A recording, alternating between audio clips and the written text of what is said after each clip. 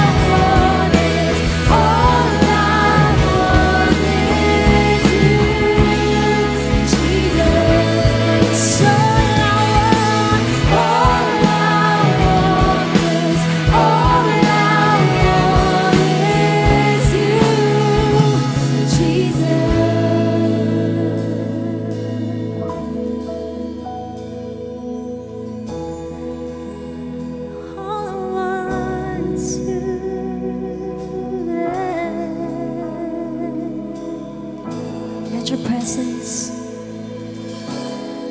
your presence fall upon us.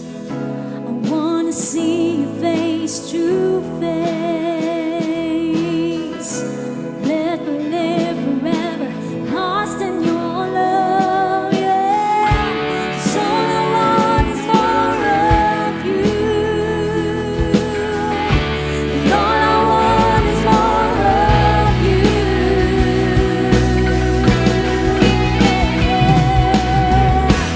I'm living for the scars. I lay down my life into your hands. I'm living for the truth, the hope of the world. In you I stand. I'm living for the scars. I lay down my life into your hands. I'm living for the truth, the hope of the world. In you I stand.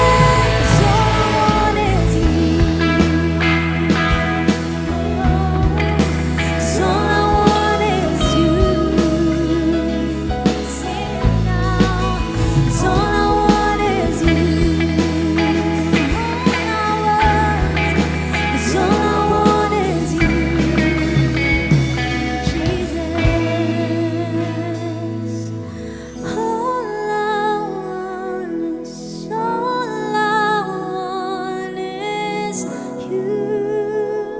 Jesus.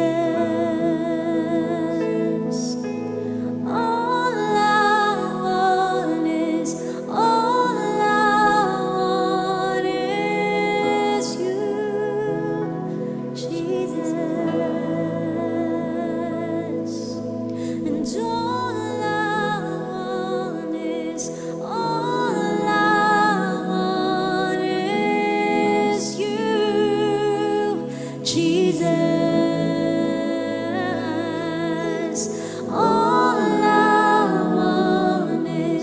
All I want is you, Jesus.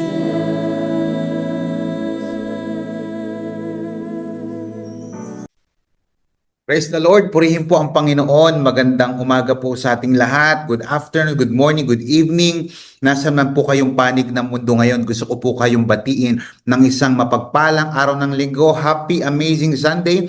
And I hope that you are all doing well. Ano man po ang ating mga pinagdadaanan. Kagaya ng lagi ko pong sinasabi, mas marami pa rin po tayong mga bagay na dapat pong ipagpasalamat sa ating pong Panginoon. Today, tonight, this afternoon, this morning, this evening, depende anong oras po kayo nakaka-attend ng tinatawag po nating online service. Gusto ko po sabihin sa inyo na nasa third installment na po tayo ng ating series for the month of June entitled Victorious Secret. Pwede po bang i-type natin sa ating comment section, Victorious Secret? Ano po yung mga katangian ng mga matatagumpay sa buhay? Alam niyo po sa mga panahon pong ito, lalong-lalo na sa kasagsagan po ng mga krisis na ating pong pinagdadaanan, tunay nga po na nakaka-stress po talaga.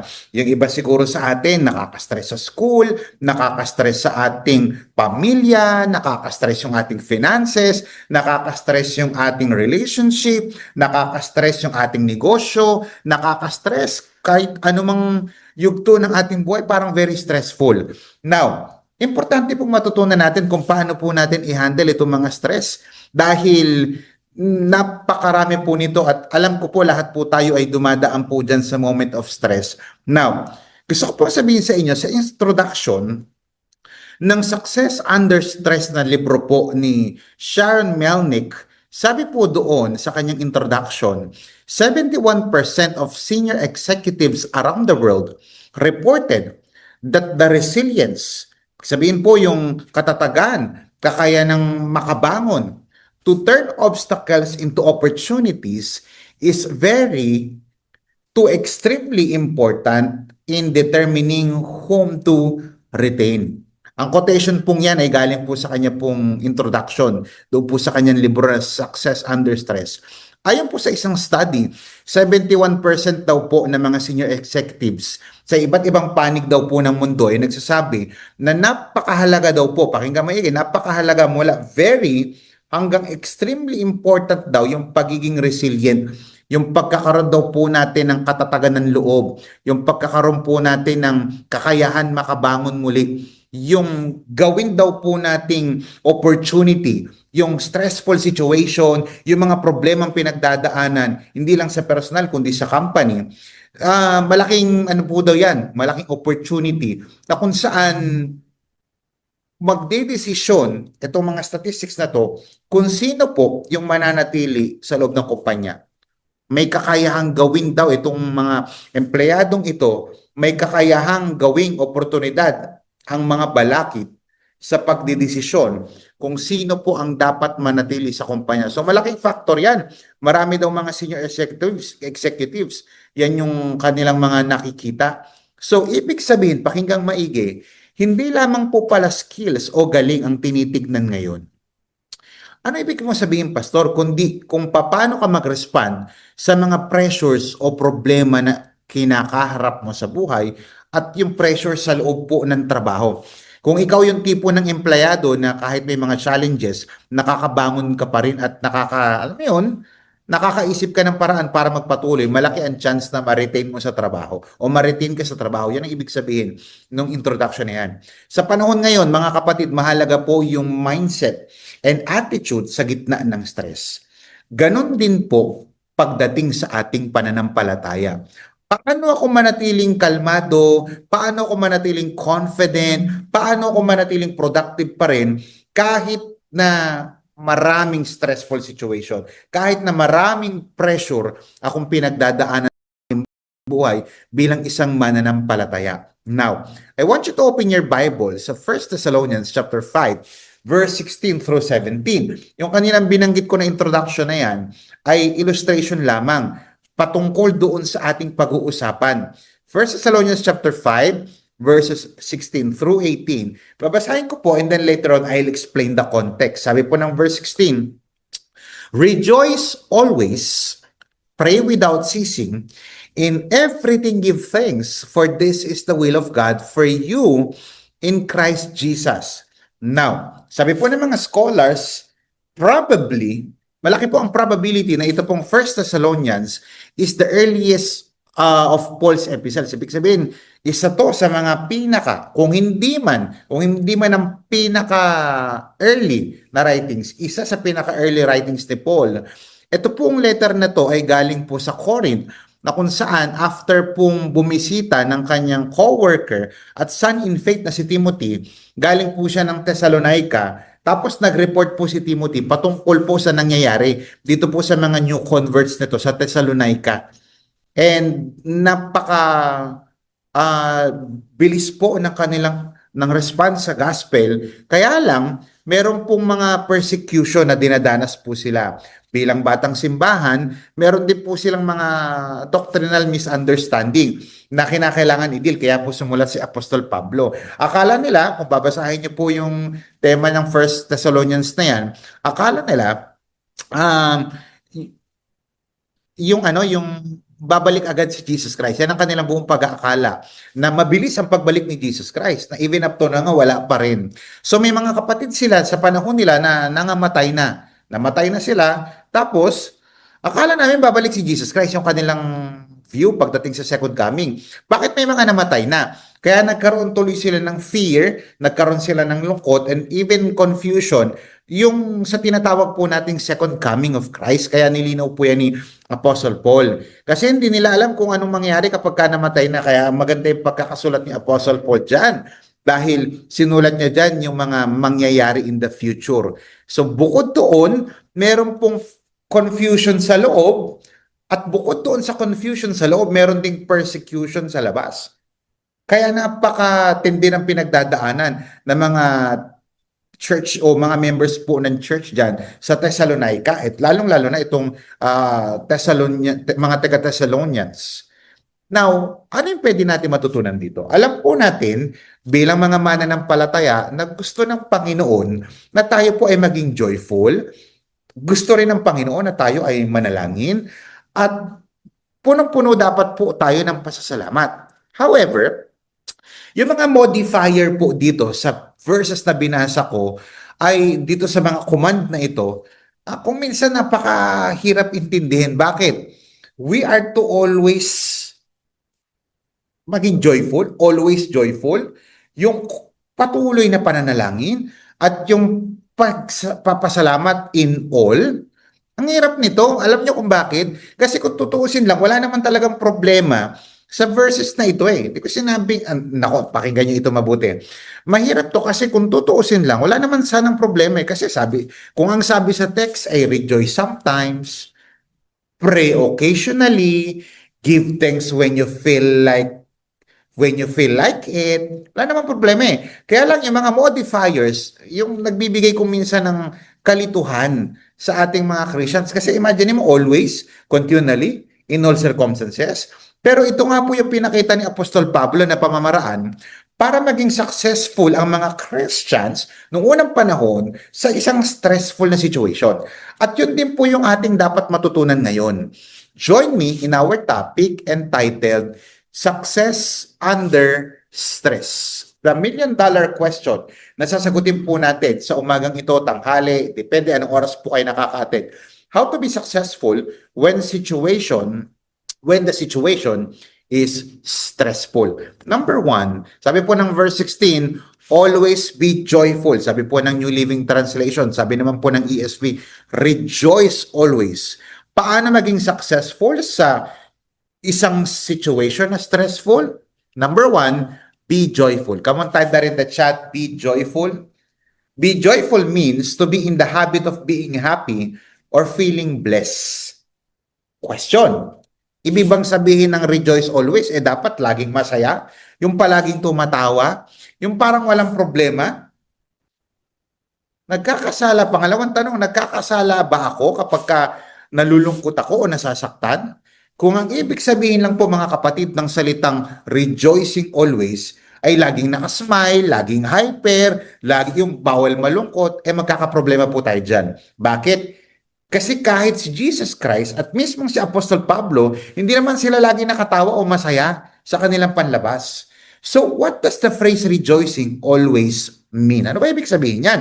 Yung salita pong rejoice ay galing po sa salitang Greek na kairo. Nang ibig sabihin po ay it means feeling or inner gladness, delight or rejoicing. Now, how to rejoice always? Alam niyo, napakasimple lamang ng utos nito sa Bible.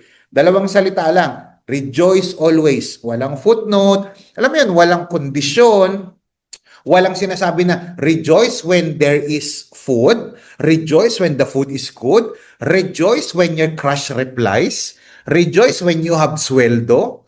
Anong utos? Rejoice always. Pero honestly mga kapatid, parang ang hirap Like, Lord, always? Kahit may utang ako, magre-rejoice ako. Kahit single pa rin ako at the age of 30. Kahit 3 hours ng traffic sa EDSA, tapos yung sinasakyan ko wala pang aircon. Yes. Why? Kasi joy is not based on your situation. It is based on your source. Let me just repeat it. Ang joy o kaligayahan na ating nararanasan ay hindi po nakabase sa situation mo. It is based on your source. Ang problema po kasi minsan, ang ating source ng joy, yung sweldo. Kaya kapag wala pang sweldo, delayed ang sweldo, delayed din ang joy. Yung iba naman sa atin, ang source of joy natin, love life. Kaya pagka sinabing, let's just be friend or break na tayo, ayun, cancel din ang joy. Yung mga accomplishments. Bagsak sa exam, bagsak sa interview, bagsak din yung self-worth mo. Remember this, brothers and sisters, real joy doesn't come from what's around you. It comes from who is within you. At yun po ay walang iba kundi si Jesus Christ. Naalala ko minsan may bata, 5 years old, yung nanay niya nawala ng trabaho, walang kuryente, wala silang load, wala silang Netflix, Pero tuwan-tuwa pa rin yung batang ito.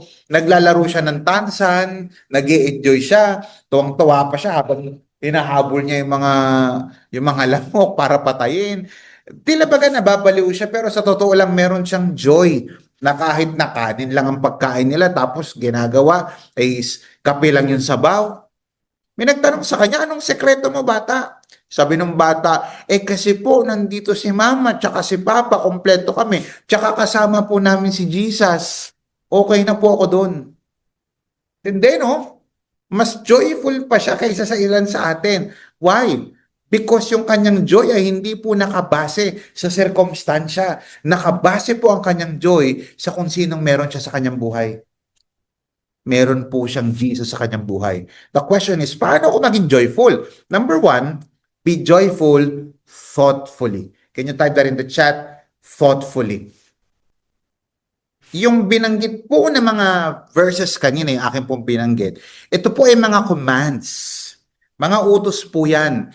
Ibig sabihin, sinasabi lamang po ni Apostle Pablo, Paul is not really talking about our feelings. Hindi pinag-uusapan natin dito yung pakiramdam. For the most part, bakit? Kasi sometimes we cannot control our feelings. Listen to this. Paul is addressing our mindset, our focus. Ulitin ko, Paul is addressing our mindset, our focus.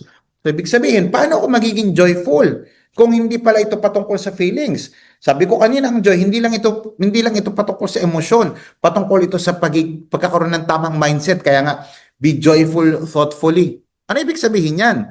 We need to choose our focus. Don't focus on what's missing. Listen to this very carefully. Don't focus on what's missing. Focus on what God is doing.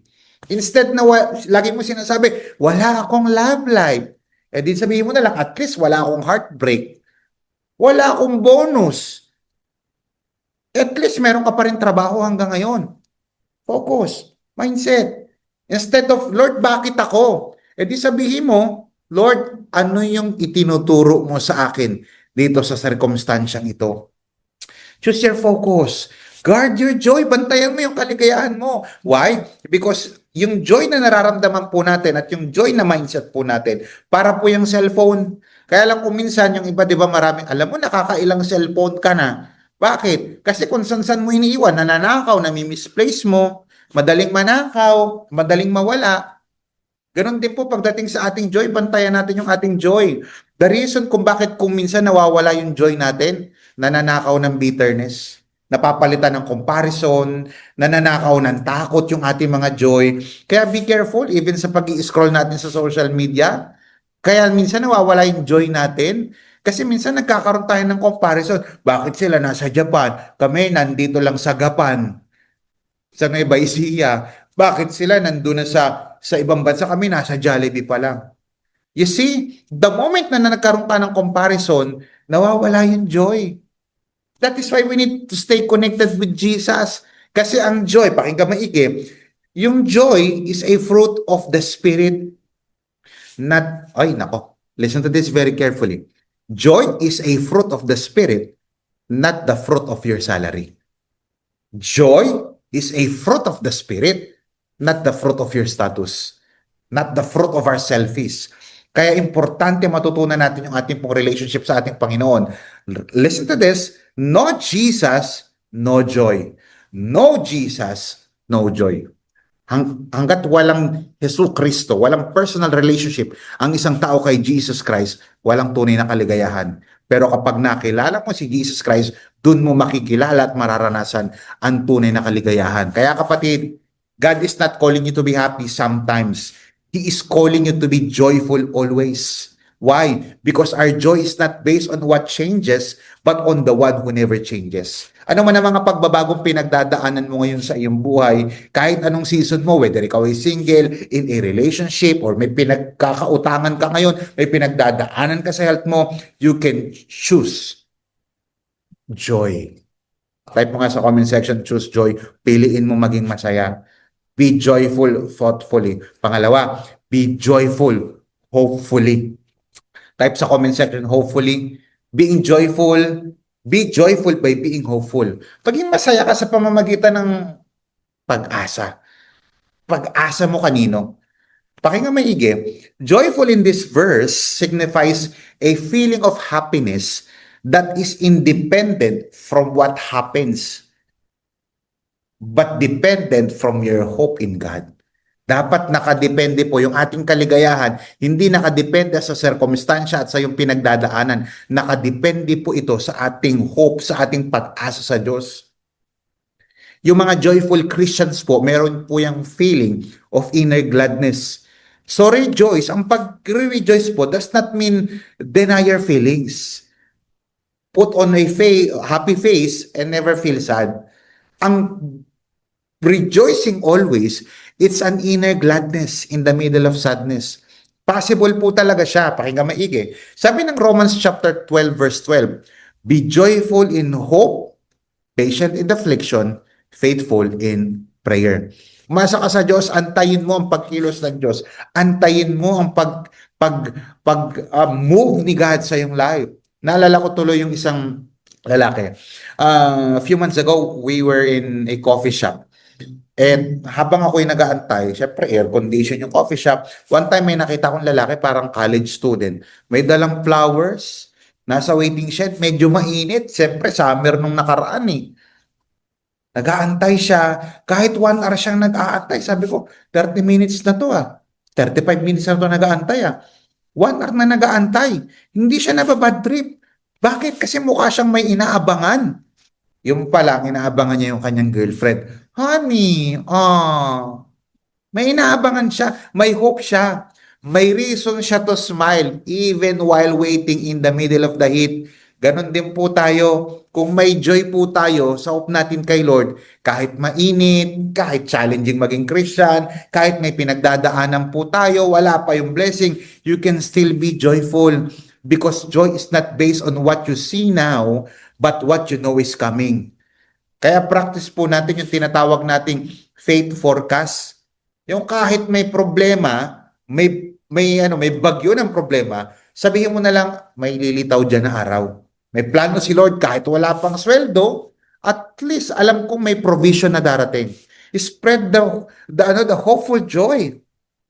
Sa bahay, sa office, sa mga group chat ninyo. Ayoko na, wala nang pagbabago, babagsak na ang Pilipinas. Ganito talaga. Walang pagbabago nanay ko, walang pagbabago tatay ko, walang pagbabago si pastor, walang pagbabago yung church na to, walang pagbabago sa kumpanyang ito. Magsimula ka na maging positibo, maging hopeful sa lahat na nangyayari, knowing, kaya to. Type mo nga sa comment section, kaya to, because God is in control. Lagi po ninyong tandaan that joy doesn't come from your present condition, but your future conviction that God is not done yet. Kaya mga kapatid, kahit hindi pa po dumadating yung mga iniintay natin, be joyful, hopefully. Why? Indeed, rejoicing in the Lord always is based on our relationship with Jesus Christ. Sa makatuwid, hindi ka magiging tunay na masaya kapag malayo ka sa Kanya. So be joyful. Maging masaya ka, hopeful ka, maasa ka na si Lord darating someday at si Lord may gagawin sa buhay mong maganda. Palakpakan po natin ang ating Panginoon. Praise the Lord. Pangalawa, how to be successful when the situation is stressful. Pangalawa po, sabi ng verse 17, never stop praying. Sa ERV, sabi po ng ESV, pray without ceasing. Una po, napaka-importante nito. Number 1, be joyful. Pangalawa naman po, type na rin the chat, be prayerful. Be prayerful means to be devoted to and engage in frequent and sincere prayer. Simple lamang po ang sinasabi niyan. Prayer is, what is prayer? To pray is simply to talk with God. Hindi ito nagre-require ng mga mag-engranding salita. Hindi ito nagre-require ng mga special vocabulary. Although wala namang masama na maaral mo yung mga maaayos na vocabulary words. Pero tinitignan ng Panginoon yung ating puso. Sinasabi lang ni Paul, pray without ceasing. Nung sinabi ni Paul na pray without ceasing, hindi niya sinasabing lagi, o yung wala ka nang gagawin sa buhay. Di ka na mag-aaral, di ka na magtatrabaho, mag-pray ka na lang. Hindi yon. Example lang po yan ng hyperbole. Ini-exage niya lang para idiin yung isang statement. In this case, pag sinabi pong prayerful o being prayerful o pray without ceasing, dalawa pong bagay. Number one, we need to pray habitually. Can you type that in the chat? Habitually.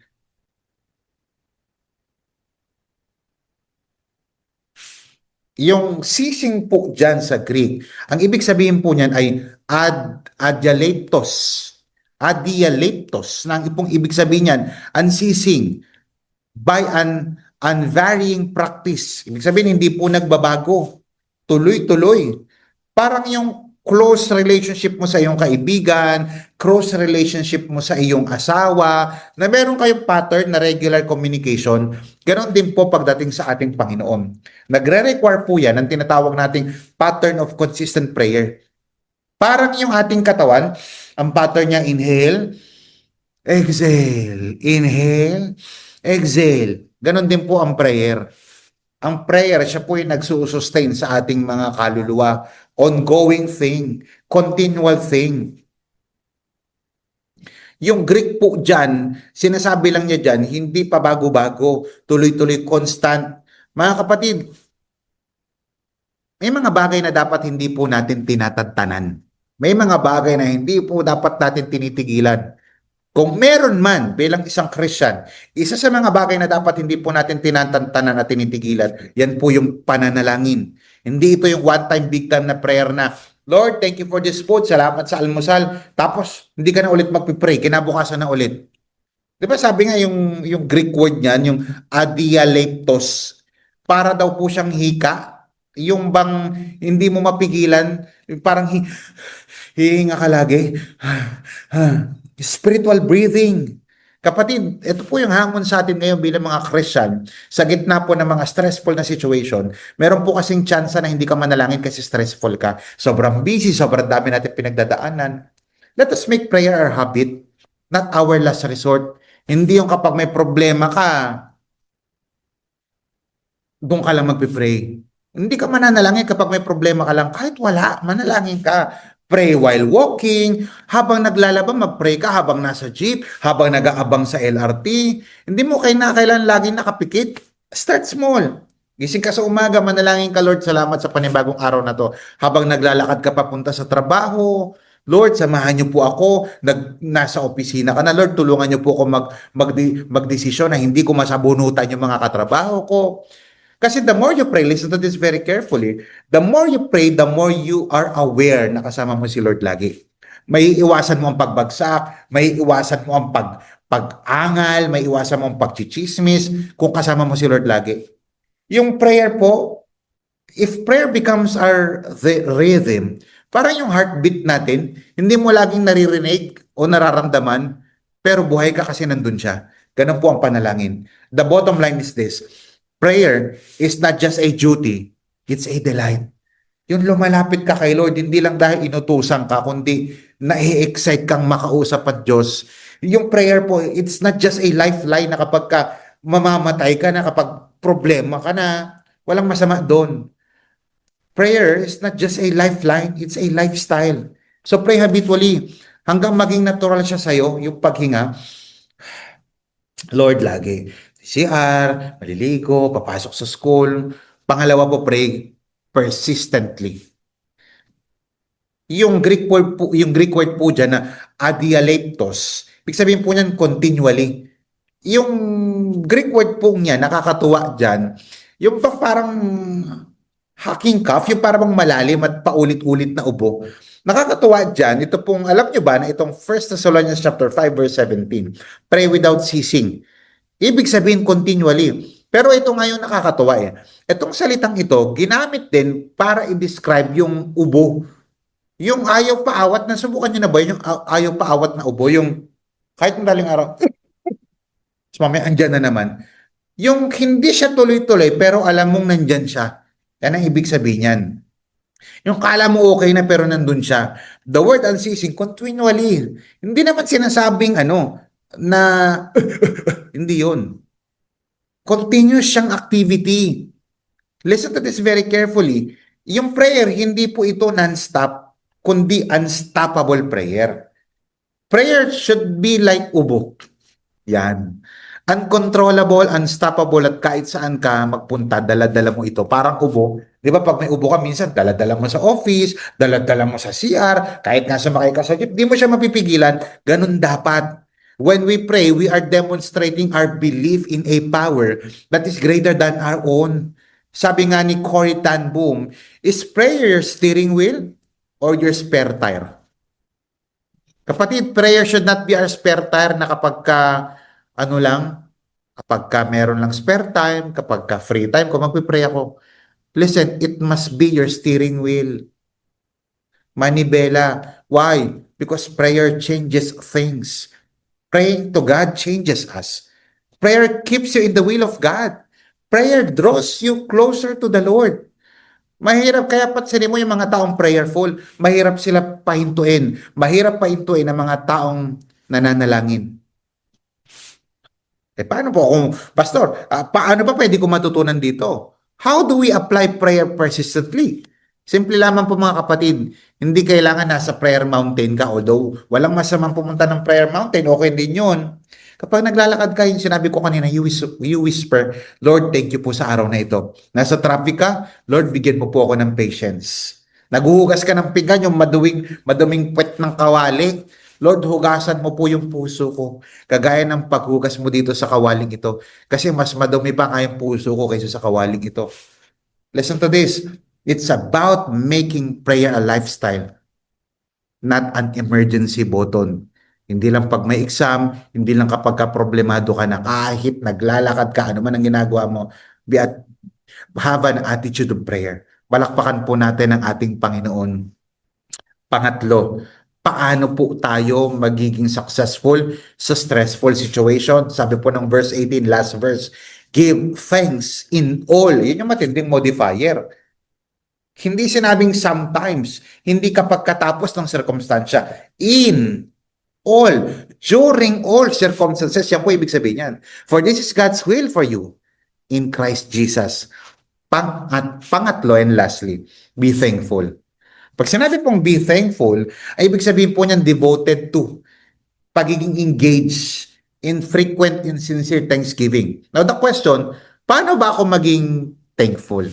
Yan. Una sa lahat, be thankful unconditionally. Can you type that in the chat? Unconditionally.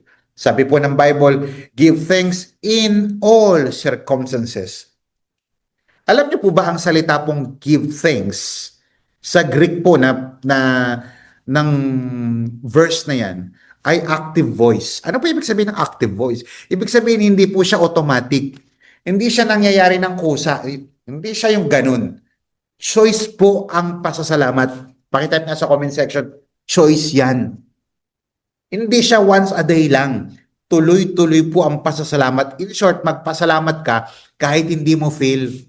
Iba kasi sa atin, Lord, thank you kasi may bago kong iPhone. Lord, thank you kasi may bago kong girlfriend. Lord, thank you kasi may sale yung Shopee, nakabili ako. Hindi po yun. Ang ibig sabihin po ng pasasalamat lagi, Lord, nagpapasalamat ako kahit walang iPhone. Nagpapasalamat ako kahit walang load. Yung iba, salamat dahil may load. Hindi yan ibig sabihin dyan. In all, kahit wala akong load, kahit wala akong love life, kahit walang ulam, kahit sardinas ang ulam ko, magpapasalamat ako. Salamat Lord sa food. Kahit sardinas lang ito. At least hindi expired. Ang sabi ng Bible, in all circumstances, all, hindi after circumstances, hindi yung pagkatapos ng circumstansyang ito. Ibig sabihin, habang nangyayari pa lang yung problema mo sa school, sa family, sa health, sa finances, habang nasa kainitan, sa gitna ng pagsubok, magpasalamat ka na sa Panginoon. So paano tayo magpapasalamat kahit gano'ng kahirap? Paano? Paano maging thankful kahit ang hirap? Listen to this. Let me teach you a principle. Zoom out principle. Type mo nga sa comment section, zoom out. Listen, kapag ka super lapit na ng problema mo, parang ang laki-laki na. Huwag ka kasing zoom in ng zoom in. Palapit ng palapit. Ako, yung problema, laki-laki. I-zoom out mo. Kasi kapag ka nagkaroon ka ng zoom out na view, listen to this very carefully, makikita mo, part pala ito ng bigger plan ni Lord sa buhay ko. Mag-thank you ka kay Lord. Kahit minsan nasa traffic, Lord, at least buhay pa ako. Lord, naubusan ako ng kape, at least. Di ako mapapalpitate. Lord, may mga rejection sa buhay ko. Thank you. At least na-reject ako ng taong ito. Hindi pala siya yung the one. The warning pala siya. So next time mga kapatid na gusto mong magreklamo, mag-pause ka muna. Sabi mo, Lord, thank you. Kasi kahit mahirap, you are still with me. Kahit mahirap, buhay pa po ako. Anong dapat mong ipagpasalamat? Tanungin kita ngayon. Ano ang dapat mong ipagpasalamat sa sitwasyon mo ngayon? Na ikinabuti mo, imbis na ikinasama mo, ikinabuti mo, ikinalago mo, ikinaluwalhati pa ni Lord. Listen, find a lesson in every hard situation. Don't just pray, Lord, how can I get out of this? But pray, Lord, what can I get out of this? Lord, paano ko makakalabas? Hindi. Lord, ano makukuha ko dito? Palakpakan po natin ang ating Panginoon. Lastly, be thankful, not just unconditionally, regardless. Pangalawa, be thankful purposefully. Sabi ng Bible, give thanks in all circumstances for. Ibig sabihin po dyan ng for, sa Greek po, ibig sabihin yan gar. Nag-a-assign po siya ng reason. May dahilan kung bakit nakakaranas ng problema. Listen to this very carefully, brothers and sisters. We need to always put in our mind that God has a better and greater purpose in every circumstances that we are going through. Si Paul po, babalikan ko lang yung context, Paul was writing to the believers in Thessalonica. Ito po yung mga Christians na kung saan dumadaan sa persecutions, dumadaan sa trials, dumadaan sa confusion. Tapos biglang sasabihin ni Paul, give thanks in all circumstances. Apostle Paul, sure ka? Paano natin ano matututunan natin dyan? Sure ka? Bagsak ako? Sure ka may karamdaman ako? Sure ka kapos ako sa pera? Sure ka may problema ako sa pamilya? Sure ka iniwan ako? Sure ka doon, Lord? Sure ka doon? Sure ka, Apostle Paul? The answer is yes. Paul was saying na hindi ka lang sa good times magpapasalamat.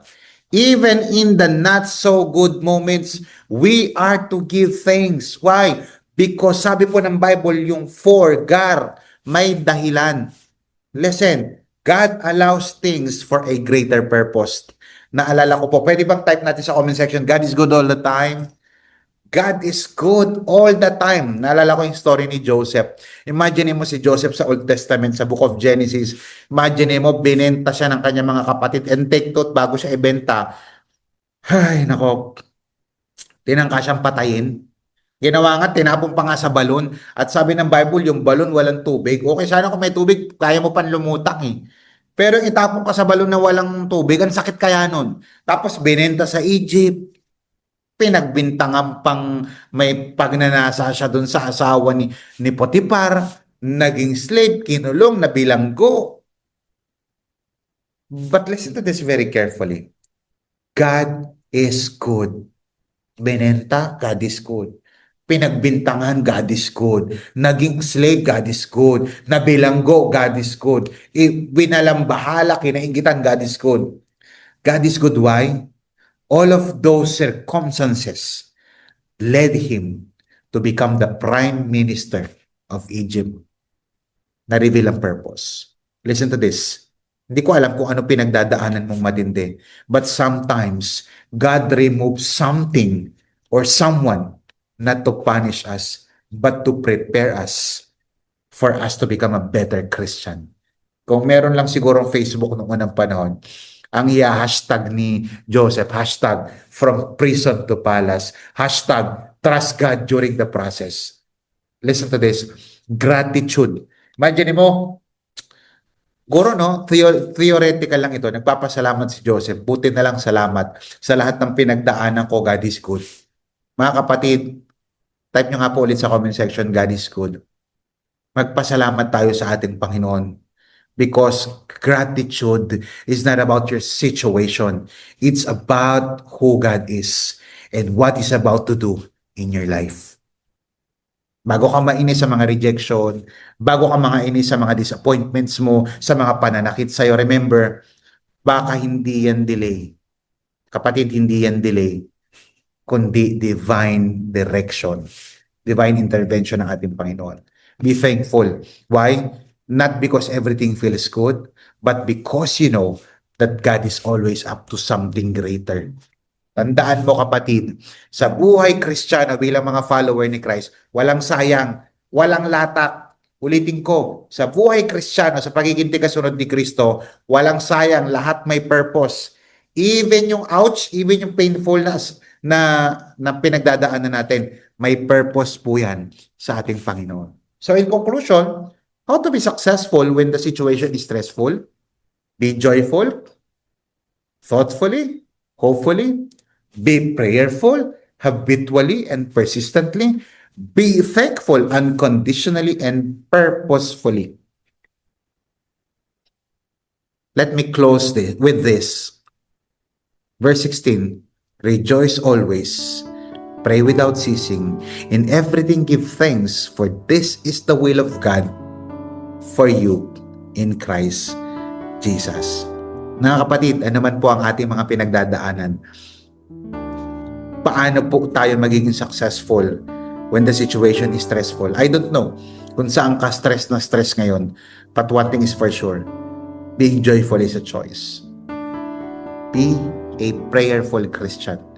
It's like breathing. Be thankful unconditionally. Ano man pinagdadaanan mo, magpasalamat ka kay Lord. Dahil lahat ng mga pinagdadaanan natin, pag Christian ka, may purpose yan. Manalangin po tayo. Panginoon, maraming salamat po sa umaga, tanghali, hapon. Depende anong oras po kami nakaka-attend ngayon.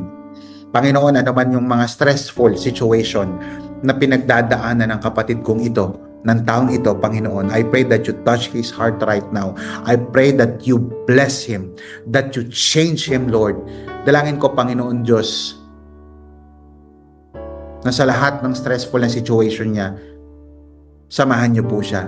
At nawa po, Panginoon Diyos, tulungan niyo po siya maging masaya, maging prayerful, at maging thankful sa lahat po ng sirkumstansya na kanya pong pinagdadaanan. Maraming salamat po, Panginoon. And if you come here for the first time, will you consider, why don't you consider surrendering your life to Jesus? Kagaya ng sinabi ko kanina, no Jesus, no peace. No Jesus, no peace. No Jesus, no joy. No Jesus, no joy. Para malaman mo, maranasan ang tunay na kaligayahan, kailangan makilala mo ang ating Panginoong Jesus. Surrender your life to Jesus right now. Admit that you're a sinner and believe in the gospel. Believe in the finished work of Christ on the cross. Sabihin mo lang, Lord, I admit marami akong pagkakamali. Inaamin ko na ako'y nagkasala. Lord, starting today, sinusuko ko po ang aking buhay at naniniwala at nananampalataya po ako sa ginawa mo sa krus bilang paraan para ako po ay maligtas. Starting today, Lord, help me to live for you because I want to live for Christ. Maraming salamat po, Panginoon Diyos. Salamat dahil nakilala kita at ngayon po, isinusuko ko po ang aking buhay sa inyo. Maraming salamat po, Panginoon Diyos. Starting today, tutuloy-tuloy po ko. I'm gonna find a mentor. I'm gonna find a life group na kung saan tutulong po sa akin para lalo po akong lumago. Maraming salamat po, Panginoon Diyos. Ito po ang aking dalangin sa ngalan ni Jesus. Amen at amen. Palakpakan po natin ang ating Panginoon. Type that in the chat. I'm so blessed. Salamat po sa inyong pagdalo sa ating pong third installment ng ating June series entitled Victorious Secret. I hope na alam na po natin ngayon ang mga kaparaanan for us to be successful even the situation is stressful. This is Pastor Paul of Amazing of Crossover Campus. See you again next week for the last installment of our June series. Pagpalain po kayo ng ating Panginoon Diyos.